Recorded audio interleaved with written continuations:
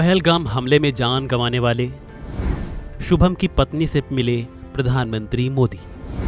8 minute में क्या कुछ हुई बात। Actually, he was just here to give his condolence and जितने भी देर उन्होंने हमसे बात करी है उन्होंने सिर्फ ये बोला कि ये पूरा देश और हम सब आपके साथ खड़े हैं। वो दुखी थे, उनके चेहरे से उनके हाव भाव से समझ में आ रहा था। पापा के पास भी आके उनके कंधे पे हाथ रख के उन्होंने बोला कि हम सब खड़े हैं आपके साथ और ये लड़ाई हमारी यहाँ ख़त्म नहीं हुई है, ये लड़ाई और बड़ी है और चलेगी। पर्सनली उन्होंने मुझसे इस पूरी ये जो इंसिडेंट था उससे रिलेटेड पूछा कि क्या हुआ, कैसे हुआ, कितने बजे, सारी चीज़ें जो इन्फॉर्मेशन थी।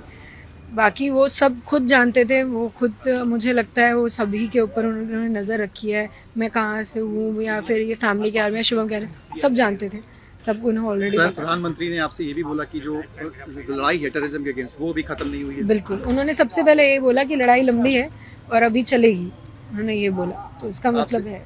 आपसे इंक्वायर भी करा उन्होंने इंसिडेंट्स के बारे में, जो वहाँ पे किस तरीके की गतिविधियां हुई। जी, उन्होंने पूछा वहाँ पे क्या कैसे हुआ था। इवन मेरे 1-2 ओपिनियंस थे, वो भी उन्होंने पूरा सुना कि मैं क्या कहना चाहती हूँ।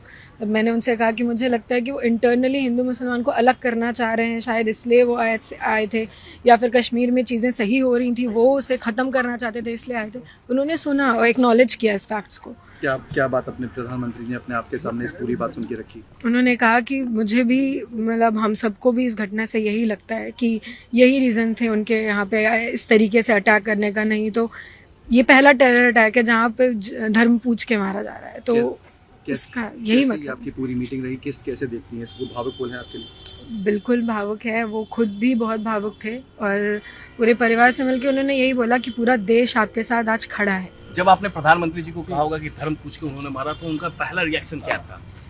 मैंने उनसे ये बोला कि वो धर्म के लिए हमें धर्म में बांट रहे थे। मैंने ये नहीं कहा कि वो धर्म पूछ के मारा, ये तो सबको पता ही है। मैंने उनसे ये कहा कि वो पाकिस्तानी, वो टेररिस्ट आके हमसे धर्म पूछ के हमें मार रहे थे, वो इंटरनली हमें हिंदू मुसलमान में बांटना चाह रहे थे। मैंने ये बोला। तो उसका प्रधानमंत्री जी का रिएक्शन? उन्होंने कहा कि वो दोबारा मिलेंगे और फिर इस बारे में या फिर जो भी चीज़ें हैं वो आगे बात करेंगे। माननीय प्रधानमंत्री जी से मिल करके हमारे परिवार ने उनका आभार व्यक्त किया कि उन्होंने जो 22 अप्रैल का जो नृशंस घटना हुई थी उसके जवाब में आतंकवाद पे बहुत ही कठोर प्रहार किया। पाकिस्तान में आतंकवादी शिविरों को नष्ट करने का सेना को खुली छूट दी। उसके लिए मैंने प्रधानमंत्री जी का हृदय से आभार व्यक्त किया, अपने परिवार की तरफ से आभार व्यक्त किया और ये कहा कि प्रधानमंत्री जी, आतंकवाद के खिलाफ इस लड़ाई में आप अकेले नहीं हैं, मेरा पूरा परिवार, पूरा समाज आपके साथ। माननीय प्रधानमंत्री जी ने इस घटना पे गहरा दुख व्यक्त किया हमारे परिवार के साथ। ईशान्या से उन्होंने बात की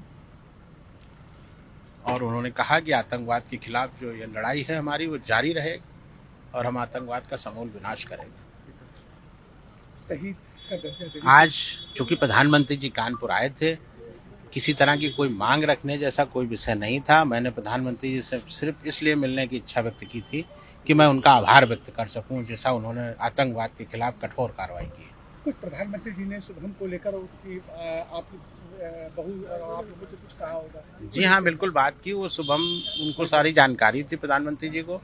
उन्होंने बहू से बात की, किस तरह घटना हुई उस दिन, उसके बारे में बहू से जानकारी ली और बातचीत करते हुए सभी लोग भावुक हो गए थे। माननीय प्रधानमंत्री जी भी बहुत भावुक हो गए थे और निश्चित तौर पे मुझे ऐसा लगता है कि इस घटना से उनको बहुत कष्ट है और निश्चित तौर पे वो आतंकवाद के खिलाफ और भी निर्णायक कार्रवाई करेंगे। किस तरह का क्षण था जिस वक्त प्रधानमंत्री जी आपके सामने खड़े थे?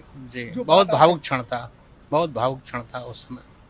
प्रधानमंत्री खुद भी, माननीय प्रधानमंत्री जी खुद भी बहुत भावुक हो गए थे और निश्चित तौर पे मुझे ऐसा लग रहा है प्रधानमंत्री जी को इस घटना को लेकर बहुत गहरा दुख है और वो बिल्कुल संकल्पबद्ध हैं कि आतंकवाद का सफाया ही करके मानेंगे।